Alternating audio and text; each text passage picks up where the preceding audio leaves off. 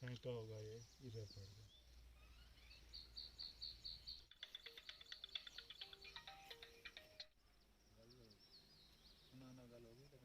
गया। जितने बम पड़े हुए हैं उनको बताने के लिए हमारा लंबरदार ऊपर गया, जो मुखिया है वो वहाँ जा कर के ब्रिगेड में बताया। उन्होंने मोड़ के वापस भगा दिया कि आप इधर से जल्दी भाग जाओ, नहीं तो दोबारा फिर शेलिंग हो जाएगी।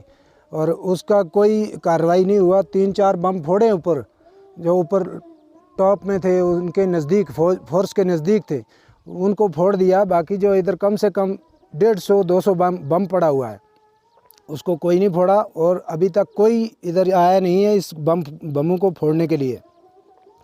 दूसरा, ये जो अभी इधर बम दिखाया गया है, ये स्कूल के बगल में है। बच्चे जब स्कूल खुलेंगे, बच्चे इसके साथ कोई ना कोई हरकत करेंगे तो ये चाल पकड़ जाएगा और बम फटेगा, बच्चे नुकसान होंगे। फिर उस टाइम बोलेंगे कि ये हमारे को क्यों नहीं बताया। बताने के बावजूद भी आगे जितना भी है, कोई भी कर्मचारी है वो आगे से बोलता है कि इधर किसी ने नहीं आना है बम फोड़ने का बताने के लिए।